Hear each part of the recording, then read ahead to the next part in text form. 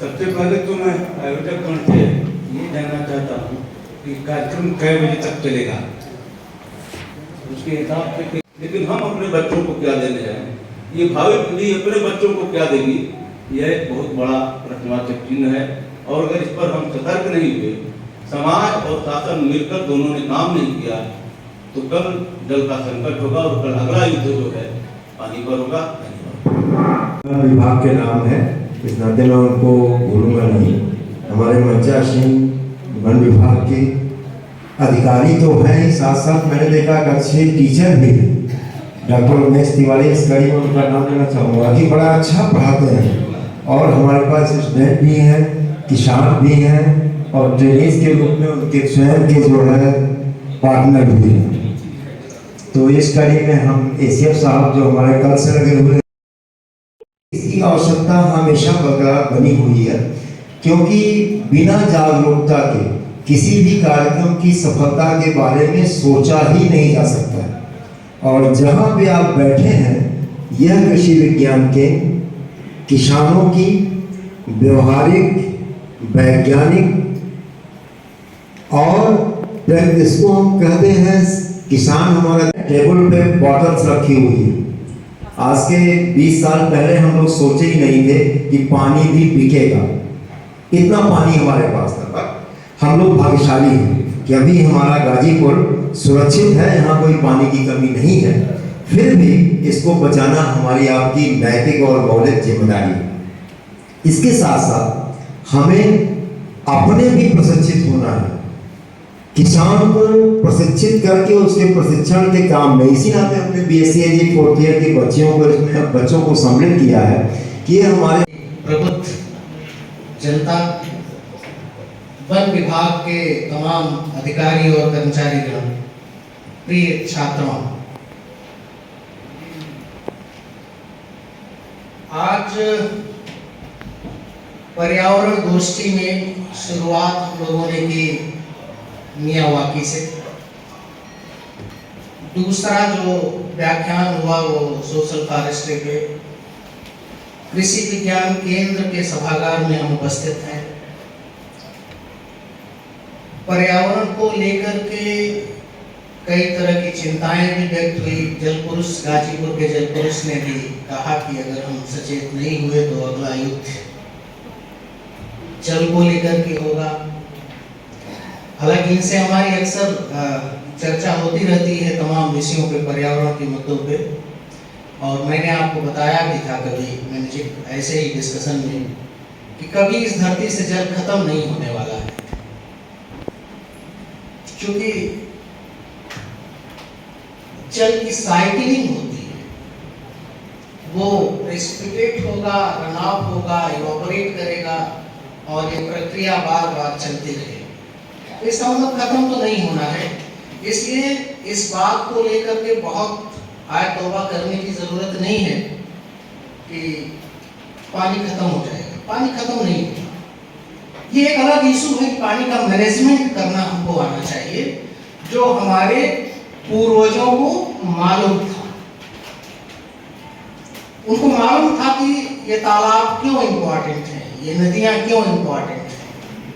ये सारी चीजें उन्हें पता थी, और वो उनका संरक्षण, चाहे वो देवी देवता के रूप में करते रहे हों या किसी भी रूप में, वो इनको संरक्षित रखते थे।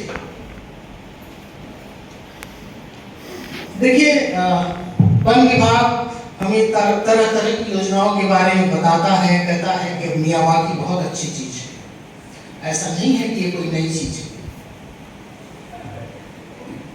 हम ज्यादातर लोग गांव से हैं, और हम सबको ये पता है कि गांव में एक देवस्थान हुआ करता था। गांव के थोड़ा सा बाहर वहां एक तालाब होता था। वहां कुछ इंपॉर्टेंट ट्री स्पीसीज हुआ करती थी, जैसे पीपल, बरगद या इस तरह के वृक्ष हुआ करते थे। और वहां किसी की हिम्मत ये नहीं होती थी कि उससे एक टहनी भी तोड़ ले, इसलिए कि डर था कि फला देवता नाराज हो जाएंगे, इसमें फला देवता वास करते हैं। शायद हम तब बहुत अच्छे से संरक्षित कर लेते थे चीजों को, और वो एक तरीके से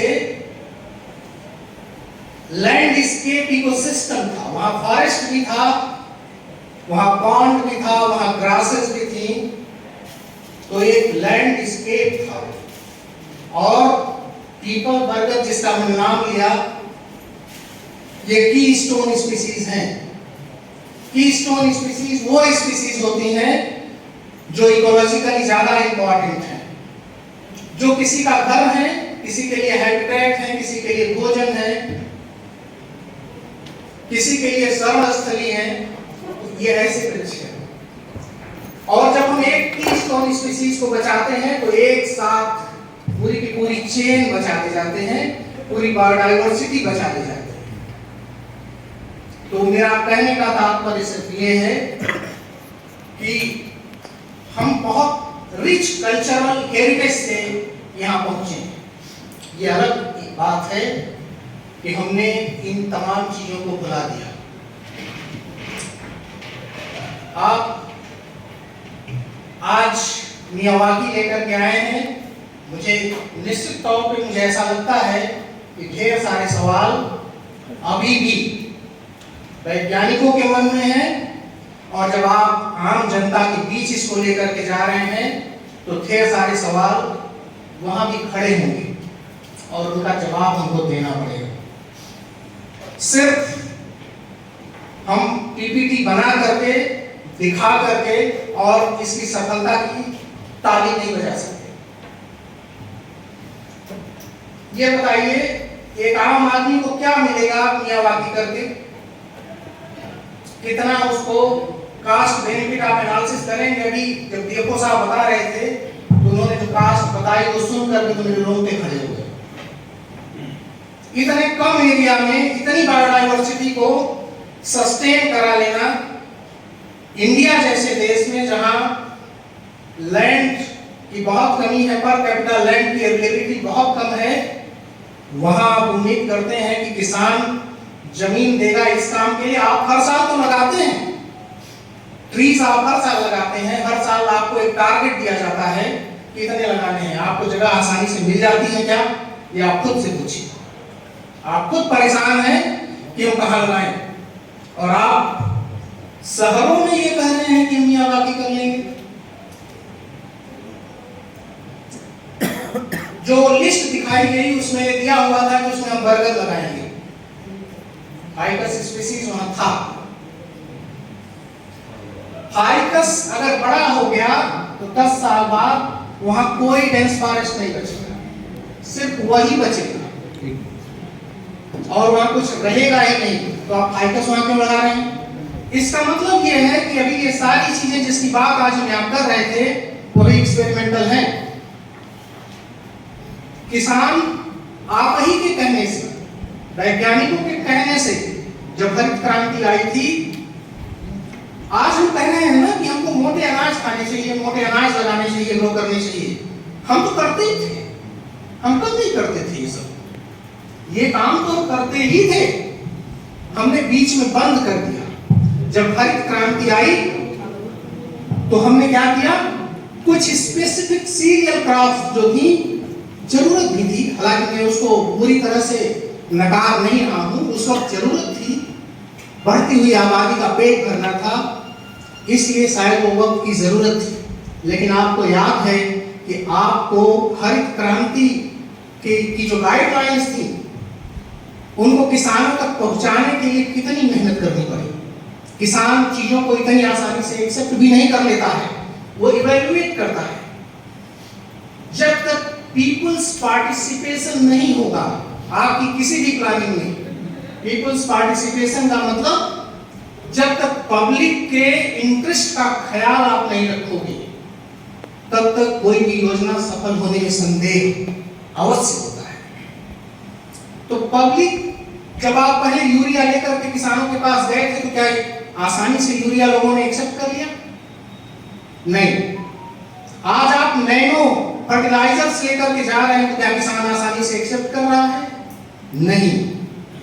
तो इसका मतलब यह है कि हमको अपनी प्लानिंग में जब तक पीपुल्स पार्टिसिपेशन जब तक हम शामिल नहीं करेंगे, हमारी योजनाएं आधी अधूरी तरीके से सफल होंगी। मैंने ग्रीन रिवॉल्यूशन की बात इसलिए की कि अब पहले तो आपने कहा कि आप सीरियल्स ग्रो करिए, अब आज आप फिर कह रहे हैं कि आप मोटे अनाज ग्रो करिए, और ये काम हम पहले से करते आ रहे थे। इसका मतलब ये है कि कोई भी प्लानिंग हम कर रहे हों तो बहुत सोच समझ के करने की जरूरत है।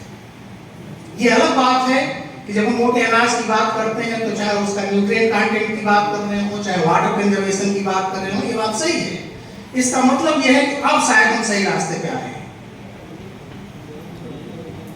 और जब तक किसी भी चीज में हम इंटीग्रेटेड अप्रोच लेकर के नहीं आगे बढ़ेंगे, फॉरेस्ट को फॉरेस्ट समझ करके देखेंगे, सॉइल को सिर्फ सॉइल समझ करके देखेंगे, एग्रीकल्चर को एग्रीकल्चर मान करके देखेंगे, तो ना हम एग्रीकल्चर का भला कर रहे हैं और ना हम फॉरेस्ट का भला कर रहे हैं। एनवायरमेंट कोई एक ऐसी चीज नहीं है कि आपने आपके मन में जो आया आपने कह दिया और वो एनवायरमेंट हो गया। ठीक है, हमारी अपनी सीमाएं हैं, एक साथ हम ढेर सारी चीजों को नहीं बता सकते, सबकी अपनी सीमाएं हैं। लेकिन प्राय करके ये बहुत ही अफसोसजनक बात है कि जैसे हाथी का सूंड हमने पकड़ा तो हमने कहा हाथी ऐसा है, पूंछ पकड़ा तो कह दिया हाथी ऐसा है। ऐसा करने से एनवायरमेंट का भला नहीं होगा। हालांकि मुझे चूंकि फॉरेस्ट पे और एग्रो फॉरेस्ट्री पे या मियावाकी भी बोलने के लिए नहीं कहा गया है, मैं तो पर्यावरण का विद्यार्थी हूँ। और जब तक हम पर्यावरण कैसे हाउ नेचर वर्क्स, जब तक हम ये नहीं जानेंगे प्रकृति काम कैसे करती है, प्रकृति का तौर तरीका क्या है, जब तक हम उसको ठीक से नहीं समझेंगे, तब तक हम कहने को भले कहें कि हम एनवायरमेंट के भला करने की बात कर रहे हैं, हम अपना भला नहीं कर सकते। मेरा ये कहना है, हम जो कुछ भी कर रहे हैं अपने लिए कर रहे हैं, एनवायरमेंट के लिए कर रहे हैं। Since we are the most intelligent species on this planet, तो ये हमारी जिम्मेदारी है कि हम अपने साथ साथ अपने आसपास का भी ख्याल रखें। अपने आसपास का ख्याल रखने का मतलब इस धरती पर जितनी स्पीसीज हैं, जितने जीवधारी हैं, सबके अपने अधिकार हैं, सबके अपने कर्तव्य हैं, और अगर प्रकृति ने उन सबको बनाया है तो उनके लिए काम भी नियत किया है, उनका रोल है, और उनके महत्व को हमें समझना पड़ेगा। और जब तक हम ये नहीं समझेंगे, हम आधी अधूरी बात करते रहेंगे। पर्यावरण की कोई भी क्रिया प्रक्रिया जो है वो अलग थलग से नहीं है कि कोई उसको आप अलग करके देखेंगे। जैसे इंटेंसिव फार्मिंग हुई, डिफॉरेस्टेशन हुआ, तो सॉइल इरोजन होगा। सॉइल इरोजन होगा तो मिट्टी बह करके नदी में जाएगी, सेडिमेंटेशन होगा। सेडिमेंट डिपॉजिट होगा तो नदी की गहराई कम हो जाएगी, नदी की गहराई कम हो जाएगी तो बाढ़ आएगी, बाढ़ आएगी तो बीमारी आएगी। तो कहां ये कोई एक फिनोमेना तो नहीं था, ये इसमें तो ढेर सारी चीजें जुड़ी हुई हैं। उसमें नदी वाला विभाग भी है, मृदा वाला भी विभाग भी है, जंगल वाला भी विभाग है, और आम आदमी किसान तो उसमें इन्वॉल्व है। तो कहने का मतलब ये है कि एक इंटीग्रेटेड अप्रोच की जरूरत है। मैं पूरी तरह से यह नहीं नकार रहा हूं या ये नहीं कह रहा हूं कि मियावाकी कोई बुरी चीज है। मैं ये कह रहा हूं कि अभी इसमें बहुत कुछ करने की जरूरत है। मैंने ढेर सारे, जब पीएमओ साहब कह रहे थे, अपनी बात बता रहे थे, तो मैंने ढेर सारे सवाल नोट किए थे उनसे पूछने के लिए, लेकिन मुझे लगा कि शायद इतने सवाल पूछना उचित नहीं है। मैं कभी उनसे लेके अलग से इस पर डिस्कशन कर लूंगा। अब कहिए तो एक आध दो चार मैं आपके सामने रख भी दूं। देखिए, वन विभाग का अपना उद्देश्य है, चूंकि फाइनेंशियल ईयर खत्म हो रहा है, बहुत पढ़े लिखे लोग भी हैं, इसलिए उसको यहाँ डिस्क्लोज करना शायद ज़्यादा जरूरी है। एक दिन आपसे जलपुरुष जी से बात हो रही थी, तो इन्होंने कहा कि पीपल वही है,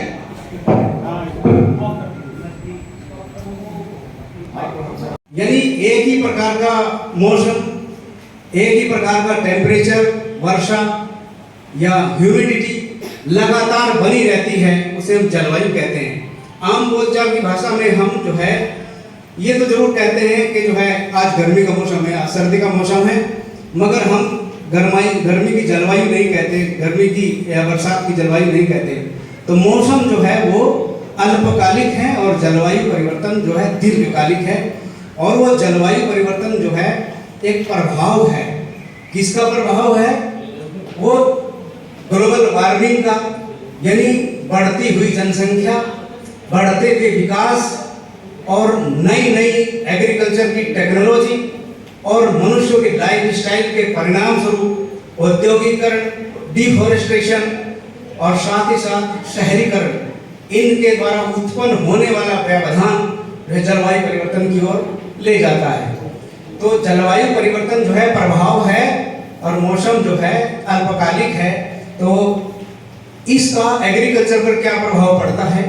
अभी पर्यावरण के जानकार प्रोफेसर मिश्रा ने कहा कि पर्यावरण को समझने और जानने की आवश्यकता है, और हम एग्रीकल्चर के विद्यार्थी जेनेटिक्स के माध्यम से आप लोगों को थोड़ी सी बात बताना चाहते हैं। जैसे जलवायु परिवर्तन के लिए तापक्रम में वृद्धि हुई, बहुत ज्यादा ठंडक हुई, बरसात हुई, नदियों में बाढ़ आ गया, तो इस तरह से जो है तापक्रम के बढ़ने से ग्लेशियर पिघलने लगे, समुद्रों का जलस्तर बढ़ने लगा, बाढ़ की स्थिति आ गई, समुद्र के किनारे रहने वाले बहुत सारे गांव जलमग्न होने की संभावनाएं जताई जाती है। मगर हमको पर्यावरण के साथ तालमेल बना करके किस प्रकार अपने आप को एडजस्ट करना होगा, यही हमारी सबसे बड़ी बुद्धिमानी है। मैं एक उदाहरण के माध्यम से बताना चाहता हूं। जैसे टेम्परेचर की बढ़ोतरी होने से कृषि उत्पादकता में गिरावट आती है, एग्रीकल्चर की प्रोडक्टिविटी कम होती है तापक्रम के बढ़ने से। क्यों बढ़ते हैं प्रोडक्टिविटी कम होती है? क्योंकि हम उसको आनुवंशिकी के परिभाषा में समझना चाहते हैं। कोई भी जीनोटाइप है, वैरायटी है, वह उसकी आनुवंशिक क्षमता प्लस उसका पर्यावरण और उस जीनोटाइप या वैरायटी पर्यावरण के इंटरेक्शन के फलस्वरूप रुकी हुई है। यानी बिना वातावरण के वो जीनोटाइप अच्छी परफॉर्मेंस नहीं दे सकती जब तक उसका एनवायरनमेंट सही नहीं हो। तो उदाहरण के लिए समझ सकते हैं, यदि कोई प्लेन का रहने वाला व्यक्ति पहाड़ों पे अगर चला जाएगा, जाते ही साल उसको सर्दी जुकाम हो जाएगी। ठीक उसी तरह से पहाड़ का रहने वाला व्यक्ति प्लेन में आएगा, सर्दी जुकाम से पीड़ित हो जाएगा। तो इसी तरह से हमारी फसलों का भी नेचर है। अतिशय टेम्परेचर बढ़ने से उसकी जेनेटिकल प्रॉब्लम्स पैदा हो जाती है, और हमको एक स्टेबिलिटी बनानी होगी, स्थिरता बनानी होगी। हमारा उद्देश्य वहां पर हो जाता है कि स्टेबल जीनोटाइप्स बनाएं, ताकि बदलते हुए जो पर्यावरण है उसके प्रति वो सेंसिटिव तो रहे, लेकिन उसमें स्थिरता हो, यानी चेंज एनवायरनमेंट में उसका कोई प्रभाव न पड़े। हम उसको कहते हैं जीनोटाइप इनटू एनवायरनमेंट इंटरेक्शन, यानी उस वैरायटी का उस वातावरण से जो इंटरेक्शन होता है उसको हम मजबूत कर सकते हैं। आनुवंशिक परिवर्तन ला करके, उसके विभिन्न कॉम्बिनेशन बना करके, हाइब्रिडेशन करा करके नई नई वैरायटी का विकास कर सकते हैं, ताकि हमारा उद्देश्य भी, हमारे यहाँ पीजी कॉलेज में बहुत सारे एक्सपेरिमेंट चल रहे हैं to stability assessment of the different crop plants. मतलब एक अलग अलग वैरायटी की किस तरह से स्टेबिलिटी डेवलप कर सकते हैं जो चेंज एनवायरनमेंट में जाता है, उसे हम कहते हैं एक्लिमेटाइजेशन माने अभ्यस्तीकरण, यानी उस इन्वायरमेंट के प्रति वो अभ्यस्त हो गई है और ठीक तरह से परफॉर्मेंस करने लगी। यदि हम उसको चेंज इन्वायरमेंट में लेके जाएंगे तो वो जो है अपनी परफॉर्मेंस को लॉस नहीं करेगी बल्कि स्टेबल बनी रहेगी। तो इस तरह से हमको हमारे वैज्ञानिकों को ऐसी टेक्नोलॉजी विकसित करने की आवश्यकता है। डरने की आवश्यकता नहीं है। बदलते हुए परिवेश में जो हमारी क्लाइमेट चेंज हो रही है उसके प्रति हमको सजग रहने की आवश्यकता। ये बात जरूर है, औद्योगिकीकरण से जो कार्बन डाइऑक्साइड जो निकल रही है उसके उपयोग के तरीके हम लोगों को खोजने होंगे। कैसे खोजने होंगे? जैसे प्रभावित होता है समुद्र में रहने वाले जीव जंतु, और समुद्र में रहने वाले जीव जंतु कौन से होते हैं? शैवाल्स होती हैं। तो वो कार्बन डाइऑक्साइड का यूज करके ऑक्सीजन में बदलती है, जिससे हमारा पर्यावरण भी विशुद्ध होता रहता है। इसी तरह से हमारे एग्रीकल्चर में जो हम यूज कर सकते हैं, जैसे बायो फर्टिलाइजर यूज कर सकते हैं और रासायनिक खादों का अवॉइड करके उनका हम लोग दुरुपयोग रोक सकते हैं। तो इस तरह से जो है बहुत सारी बातें बताई गई हैं।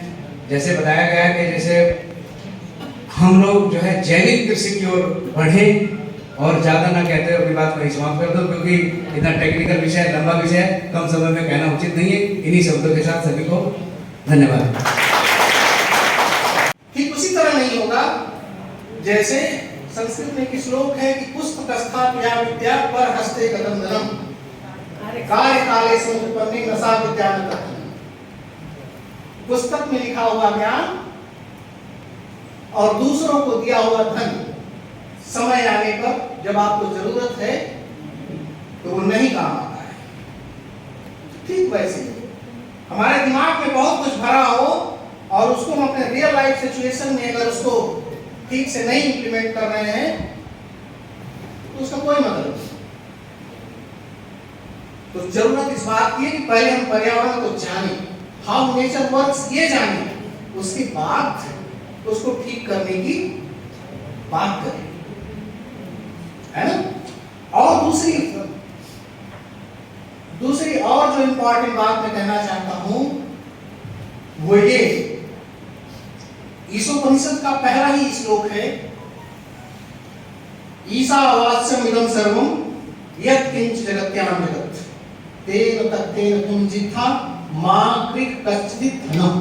इसका मतलब ये है कि आप अपनी लालच को जब तक नहीं छोड़ेंगे, ये सब ईश्वर का है, आपको लालच छोड़ना पड़ेगा। आपकी जितनी जरूरत है आप सिर्फ उतना इससे ग्रहण करिए। आप अगर अपनी लालच पूरी करेंगे तो प्रकृति आपका साथ बहुत दिन तक नहीं देगी। आप इस धरती पर रहें या न रहें, इट इज इमटेरियल। ये पृथ्वी को आपकी जरूरत नहीं है, आपको पृथ्वी की जरूरत है, यह सोचने की जरूरत है। और हेल्दी इकोनॉमी तभी हो सकती है जब हेल्दी एनवायरनमेंट होगा। Otherwise huge sum of money is to be wasted in flood, in diseases and so many other diseases। तमाम और कामों में आप पर्यावरण को बचाने में ही परेशान रह जाएंगे।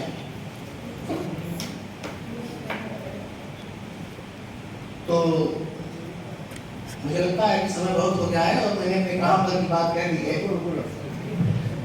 और मुझे बुलाने के लिए धन्यवाद। और अगर कोई बात उचित ना हो तो उसको आप डिलीट कर सकते।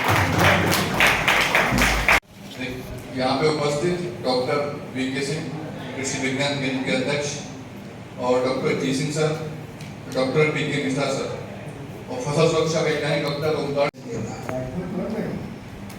और ज्यादातर हम सभी लोग ये कहते हैं कि पीपल 24 घंटे ऑक्सीजन देता है।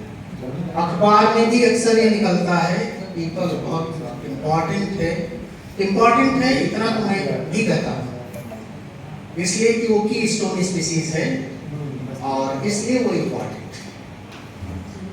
लेकिन पीपल 24 घंटे ऑक्सीजन देता है, यह बात मुझे गलत लगती है। गलत इसलिए लगती है कि जो हमने अभी तक पढ़ा है, हो सकता है कि कुछ चीजें मैं न पढ़ पाया। प्रकाश संश्लेषण हम सभी ने पढ़ा है। प्रकाश संश्लेषण में लाइट रिएक्शन और डार्क रिएक्शन में पढ़ा है। लाइट रिएक्शन में हमने फोटोलिसिस ऑफ वाटर पढ़ा है, इमर्सन इफेक्ट पढ़ा है, फोटो सिस्टम 1, फोटो सिस्टम 2, चूंकि आप लोग साइंस के विद्यार्थी हैं, आप लोग जानते हैं। फोटोलिसिस ऑफ वाटर जब होता है तो पानी टूटता है ऑक्सीजन में और हाइड्रोजन में। तो इसका मतलब यह है कि फोटोसिंथेसिस के दौरान ऑक्सीजन कब निकलती है? जब लाइट उपलब्ध होती है। In presence of light water dissociates into hydrogen and oxygen, और जो हम कहते हैं कि ऑक्सीजन निकलती है, तो ये ऑक्सीजन यही ऑक्सीजन निकलती है। तो इसका मतलब इसके लिए लाइट जरूरी है। नहीं मुझे पहले नहीं दीजिए, सवाल बताइए। और उसके बाद जो दूसरी इंपॉर्टेंट बात आती है वो होती है fixation of carbon dioxide. Fixation of carbon dioxide दिन में भी होता है और रात में भी होता है। लाइट इंडिपेंडेंट रिएक्शन है। ये खास करके मैं इसलिए आज इसका जिक्र किया हूं कि मैं समझ रहा हूं कि तिवारी जी हैं और जरूर कुछ कुछ बताएंगे। बस 1-2 मिनट मैडम, ये सबको क्लियर होना चाहिए, ये बहुत जरूरी चीज है। सारे बच्चे इस तरह की बात करते हैं। वो एक और सेशन हम रख लेंगे बाद में हाँ। इसके लिए बुला लीजिए और एक सेशन आप कभी रखिएगा जनरल। Okay, thank you. मैं सबको हाउस को बता दूं, क्लाइमेट चेंज यानी जलवायु परिवर्तन एक बहुत बड़ी समस्या और एक बहुत बड़ी चुनौती हमारे सामने उभर के सामने आ रही है। देखिए, पूरी दुनिया में कोई भी देश, कोई भी फसल, कोई भी जीव ऐसा नहीं है कि वो उससे प्रभावित नहीं हो रहा हो। और देखिए, जो शहर समुद्रों के किनारे बसे हुए थे उनके भी डूबने का खतरा बढ़ गया है। अभी देखिए, जल्दी में एक एग्जाम्पल दूं मैं, इंडोनेशिया की जो राजधानी थी वो समुद्र के किनारे बसी हुई थी और जल स्तर बढ़ने से समुद्रों में उसको दूसरी जगह शिफ्ट किया जा रहा है। तो इसी तरह जैसे हमारे देश में मुंबई जैसे शहर हैं और जो शहर समुद्र के किनारे आ रहे हैं, बस रहे हैं, उनके डूबने का खतरा बढ़ गया है। लेकिन सबसे बड़ा इसका जो इफेक्ट है क्लाइमेट चेंज का, वो हमारे एग्रीकल्चर प्रोडक्शन पर पड़ने वाला है। देखिए, आगामी समय में 2050 तक हमारे वर्ल्ड की पॉपुलेशन 900 से 950 करोड़ हो जाएगी और इस समय जितना उत्पादन हो रहा है हमारे फूड का वर्ल्ड में, उसको हमको दोगुना करना पड़ेगा। अगर हम पूरी जनसंख्या का आपको पेट भरना है तो हमको उसका दोगुना पैदा करना पड़ेगा। और उधर एक वैज्ञानिक मान रहे हैं कि आगामी समय में क्लाइमेट चेंज के कारण जितनी भी फसल पैदा होती है, या रबी की हो या खरीफ की हो या जायद की हो, उसमें उत्पादन कम होने की संभावना है। क्योंकि कोई भी फसल हो, उसको प्रत्येक अवस्था पे एक निश्चित क्लाइमेट, जलवायु, आर्द्रता की आवश्यकता होती है। अगर वो चीज देखिए डिजिटल होगी तो वो सही से उत्पादन नहीं दे सकती। जैसे मान लीजिए गेहूं की फसल है, उसको अंकुर के लिए 18 से 20 डिग्री सेंटीग्रेड तापमान की आवश्यकता होती है और मान लीजिए वही तापमान को 22 से 25 डिग्री सेंटीग्रेड हो जाता है तो मैं समझता हूँ वो सही से ग्रो नहीं कर पाएगी और जो हम उत्पादन लेना चाहते हैं उस फसल से नहीं प्राप्त कर सकते। दूसरा देखिए, क्लाइमेट चेंज का जो सबसे बड़ा असर पड़ेगा वो हमारे जल संसाधन पर ही पड़ेगा। तापमान बढ़ने से देखिए जल का कंजम्पशन बहुत ज्यादा होता है। देखिए, पूरे वर्ल्ड में 70% भाग पर पानी है और उसमें से 97 जो पानी है जो समुद्र में है उसको हम पी नहीं सकते। तो बाकी जो बचा 3% है उसमें से 1.5% पानी बर्फ के रूप में जमा हुआ है पोल्स पर। बाकी हम जिस पानी को पी सकते हैं वो केवल 1.5% है पूरी दुनिया के पास।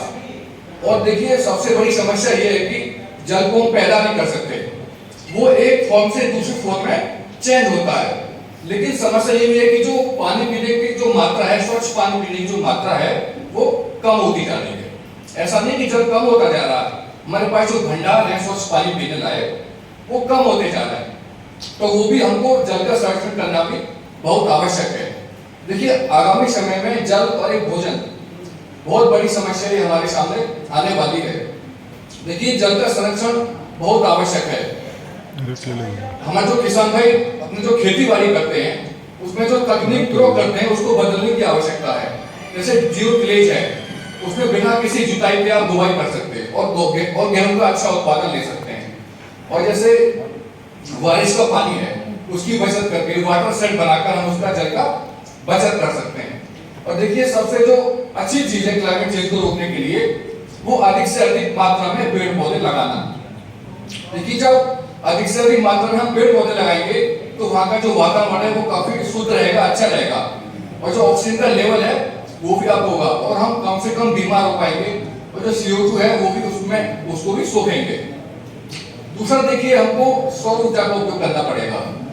देखिए ISA इंटरनेशनल सोलर अलायंस भूमध्य रेखा से 23.5 डिग्री उत्तरी और 23.5 डिग्री दक्षिण में जो बीच का जो स्थान है उसमें सबसे ज्यादा रेडिएशन आता है सूर्य से। वहां पे सबसे ज्यादा सूर्य की धूप आती है। उसका अधिक से अधिक यूज करने के लिए हमारे प्रधानमंत्री जी ने ISA का गठन किया और देखिए हम उसका यूज कभी कर पाएंगे सोलर ऊर्जा का जब हम सोलर पैनल यूज करेंगे। तो इसलिए मेरा आप सभी से ये भी अनुरोध है कि सभी सोलर ऊर्जा का प्रयोग करें और जो जल है उसमें भी बचत करें। धन्यवाद। लंबा डिस्कशन आपने देखा, सुना, समझा बड़े ध्यान से। कुछ बातें निकल के आई, मैं उस पर ही केंद्रित रहूंगा कि कुदरत से जो हमने पाया है हमें उसे कुछ न कुछ वापस भी करना है। कुल लबाब जो बात की निकल करके बात आई है, डिस्कशन हो रहा है, जैसे बातें रखी गई हैं कि प्रकृति का हम क्या ले रहे हैं और उसी अनुपात में हमें उसे वापस भी करना चाहिए। प्रकृति किसी एक की भी लालच को पूरा नहीं कर सकती और उसके अंदर क्षमता है कि हम सब की जरूरतों को पूरा कर सकते हैं, पर लालच का कोई जवाब नहीं है, लालच का उसके पास कोई उपाय नहीं। ये बात आप सभी विद्वानों से उभर करके सामने आई।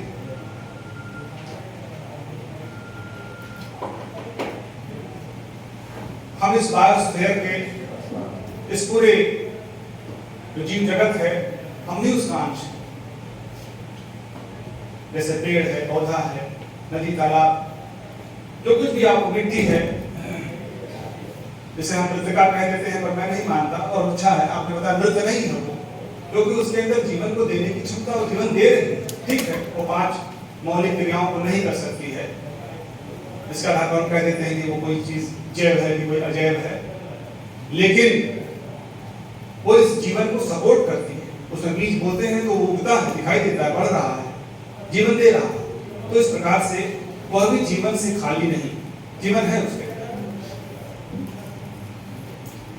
कोई भी चीज, पूरा जो हमारा ये हमारी जो धरती है ये जीवन देने वाली ही है। हर एक चीज जहां पे आपको नहीं भी लगता है वह भी उस जीवन से जुड़ी हुई है और अगर वो स्वयं उसमें भागीदारी नहीं कर रही तो सपोर्ट करती है। तो यदि अगर इस पूरे धरती के ऊपर कोई संकट है, जैसे कि ग्लोबल वार्मिंग की बातें आप सुन रहे हैं, और ये सब क्रियाधारा हम ही लोगों का है, और उसको लेकर के हमारी कॉमन चिंता होनी चाहिए, वो चिंता यहाँ पे आपको दिखाई नहीं दे रही है। हर विभाग के लोग, चाहे वो अधिकारी गण हो विभाग के या पर्यावरण जुड़े हुए लोग हों, हम सब कार्यकर्ता हैं और तमाम यहाँ वन रक्षक भी बैठे हुए हैं, जो भी है उसे चिंता करने की जरूरत है। वो चिंता यहाँ दिखाई भी दे रही है। ऐसे ही जैसे समझिए कि ये जो प्राकृतिक चीजें आपको सामने दिखाई दे रही हैं वो सब हमारे नजदीकी रिश्तेदार हैं। आपकी माँ अगर बीमार हो जाती है, उसे बुखार होता है, तो आपको क्या दायित्व होता है? क्या उसे देखभाल नहीं करते? क्या सर पे माथे पट्टी नहीं रखते? क्या उसके लिए चिंतित नहीं होते? तो आज अगर धरती बीमार है, आज धरती का तापमान बढ़ता चला जा रहा है, 2.5 डिग्री पहले से बढ़ चुका है और उसके कारण तमाम परेशानियां आ रही हैं, तो क्या हम सबका फर्ज नहीं बनता कि हम सब उसके लिए चिंतित हों और हम सब उसकी देखभाल करें? इसमें किसी को अब ये कहने की आवश्यकता नहीं है कि नहीं ये तो फला का काम है, नहीं, ये हम सब का काम है, हम सबका दायित्व है कि हम सब मिलकर अपने अपने हिस्से की चिंता करें और अपने अपने हिस्से की मेहनत भी करें, अपने अपने हिस्से का दायित्व का निर्वाह करें। मेरा विषय है नगर में पोखरों के अतिक्रमण, ऐसा पानी समुद्री जल के रूप में जो खारा है हम इस्तेमाल नहीं कर सकते। 3% पानी है जिसमें 1.5% ग्लेशियर के रूप में है जो बर्फ के रूप में जमा हुआ है, दोनों ध्रुवों के ऊपर जमा है या पर्वतों की चोटियों पे जमा हुआ है। और उसमें जो हमारे इस्तेमाल का पानी है वो या तो नदियां हैं या फिर भूजल है, भूगर्भ जल है जिसका हम इस्तेमाल कर सकते हैं। और उनमें भी अपने क्रियाकलाप से, अपनी गलतियों से हमने अपने ऑप्शंस को पानी के इस्तेमाल करने के जो हमें विकल्प दिए हैं उसको हमने अपने से ही कम कर दिया है, प्रदूषित कर दिया। नदियों को हमने प्रदूषित कर दिया, अब वो हमारे इस्तेमाल का पानी नहीं रहा, वो हम पी सकते थे, इस्तेमाल कर सकते थे। अब कुल मिलाकर के हम किस पे निर्भर हो गए? हम केवल भूगर्भ जल के ऊपर निर्भर हो गए और उसके भी प्रदूषित हो जाने के खतरे बढ़ते जा रहे हैं हमारे क्रियाकलाप से। हम कुछ ऐसा कर रहे हैं जिसमें गंदे पानी को हम भूजल में पहुंचा दे रहे हैं। अब सवाल ये है कि जब हम पूरी तरह से भूगर्भ जल के ऊपर निर्भर हो गए तो ये जल के जो भंडार हैं धरती के नीचे, वो पानी जो जल कटोरे थे धरती के ऊपर, जो गड्ढे हैं जिनको हम पोखरे, तालाब, झील कहते हैं, उनमें जब वो पानी रुकता है तो परकोलेशन होता है, छनता है, छन करके विभिन्न परतों से होता हुआ जाकर के वो विभिन्न तह के नीचे जाकर बैठ जाता है वो पानी, जिसे हम बोरिंग करके निकालते हैं। तो रिचार्ज होने के लिए, भूजल को रिचार्ज करने के लिए, भूजल के जो भंडार हैं उनको पुनर्पूरित करने के लिए हमें किसकी आवश्यकता है? हमें इस तरह के जो वाटर बॉडीज हमें धरती के धरातल पर दिखाई देती हैं, जो नदियां हैं छोटी, या जो तालाब हैं, जो पोखरे हैं, जो झील हैं, वही जो है इस भूगर्भ के जल को रिचार्ज करने के लिए आवश्यक है। लेकिन विकास के नाम पे, नासमझी में धीरे धीरे हम उन जलराशियों को विनष्ट करते जा रहे हैं, उसका अतिक्रमण करते जा रहे हैं, उसे समाप्त कर रहे हैं, बगैर इस बात को समझे हुए कि यही जिस धरती के पानी को हम निकाल के पीते हैं उन्हें रिचार्ज करने के लिए आवश्यक, उन्हें पुनर्पूरित करने के लिए बहुत जरूरी चीज है। उदाहरण के रूप में अगर हम शहर का ही एक सर्वे किया है जिसमें मान लीजिए कि कुछ साल पहले 50 पोखरे इस पूरे नगर क्षेत्र के अंदर थे और धीरे धीरे घटते घटते अब वो मात्र जो है वो 8-10 बचे हुए हैं और वह भी अतिक्रमण की चपेट में। इससे गहन जागरूकता फैलाने की जरूरत है। मैं तो बहुत शुक्रगुजार हूँ, कुछ समय नहीं मिलता कि हम आप साथ साथ बैठें, कभी हम विचार विमर्श करें, कहीं हम सोचें अपनी बीमार माँ के बारे में, कभी हम लोग डिस्कशन करें कि उसका बुखार कैसे उतरेगा। उसके लिए अलग से हम बैठे शमशाद भाई, अलग से बैठ करके हम लोग करेंगे। मैं बहुत शुक्रगुजार हूँ। आप लोगों ने सभी यहाँ पर उपस्थित होकर के परिचर्चा को बड़े ध्यान से सुना, धैर्य पूर्वक सुना, कुछ क्वेरीज भी की, परिचर्चा अच्छी हुई। तो नेक्स्ट टाइम सर के जैसे सजेशंस रहे, हम अगले टाइम इसको और बड़े लेवल पे करने की कोशिश करेंगे, किसी ग्राम सभा में करने की कोशिश करेंगे। सर मैं धन्यवाद ज्ञापित करता हूँ श्री प्रदीप सर का, जिन्होंने मियावाकी पर एक बहुत अच्छा व्याख्यान दिया और जैसा कि उन्होंने बताया कि मियावाकी पद्धति के थ्रू हमें बहुत कम समय में और बहुत कम स्पेस में ज़्यादा से ज़्यादा ग्रीन कवर पा सकते हैं। आदरणीय श्री पीके मिश्रा साहब का मैं दो बातों में अपना एक जवाब देना चाहूँगा। सर ने जो क्वेरी की थी, जो चिंता व्यक्त की थी, सर जैसे जो डेवलपमेंट प्रोजेक्ट्स हो रहे हैं, सर बस एक लाइन सर, जैसे सर आपने कहा कि मॉर्टेलिटी क्या है, जीवित प्रतिशतता क्या है और इसकी क्या है बेनिफिट्स क्या है, टेंजिबल इनटेंजिबल बेनिफिट्स। तो सर मैं बताऊंगा डेवलपमेंटल प्रोजेक्ट जो गाजीपुर में हुए हैं, चाहे NHAI का हो या PMGS5 प्रधानमंत्री ग्राम सड़क योजना के तहत जो काटे जा रहे वृक्ष हैं, अगर हम सामान्य वृक्षारोपण करते हैं जो, तो वो कैनोपी जो वो कटे वृक्ष हैं उनको रिप्लेस करना एकदम इम्पॉसिबल है।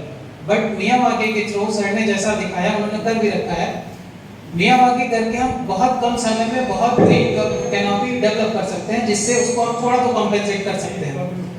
मैं धन्यवाद ज्ञापित करता हूँ श्री उमेश तिवारी जी का, जिन्होंने एक बहुत वाइब्रेंट सेशन दिया एग्रो फॉरेस्ट्री पे, स्पेशली मेलिया डूबिया पे एक इनोवेटिव स्पीशीज है जिसके थ्रू हम अपने आदरणीय प्रधानमंत्री जी की जो परिकल्पना है कि कैसे किसानों की आय को दोगुना किया जा सकता है, तो हम कुछ ऐसे ही स्पीशीज को इंट्रोड्यूस करके एग्रो फॉरेस्ट्री या उनके इकोनॉमिक फॉरेस्ट्री कर सकते हैं थ्रू प्लांट्स। सर मैं श्री वीके सिंह सर का बहुत तहे दिल से धन्यवाद करता हूं कि सर ने हमें फैसिलिटी दी, ये सभागार दिया और सुविधाएं दी, और साथ ही साथ स्पेशल थैंक्स कि सर ने मियावाकी के लिए एक हमें प्रस्ताव दिया है कि हम यहाँ पर भी मियावाकी करें ताकि किसान भाई उसे देखें, क्योंकि वो तो सही है कि पीपीटी में क्या होता है क्या नहीं होता, उसे धरातल पर उतारेंगे और दिखाएंगे कि वाकई मियावाकी है क्या। गाजीपुर में अभी तक नहीं है, तो हम सर जितना जल्दी आप देंगे सर यहाँ पे शुरू करेंगे सर।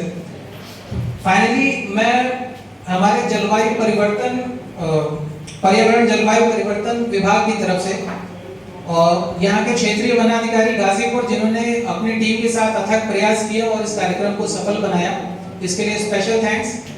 हमारे मंच संचालक जिन्होंने इस कार्यक्रम को सुचारू रूप से चलाया, उसके लिए बहुत बहुत थैंक्स और थैंक यू, क्योंकि बहुत जल्दी में हम लोग भी थोड़ा मीटिंग में जाना है, जिसके लिए सभी को एक बार फिर थैंक यू, और जल्दी हम लोग फिर से मिलेंगे किससे अच्छे प्रोग्राम में, किससे अच्छी गोष्ठी में। Thank you.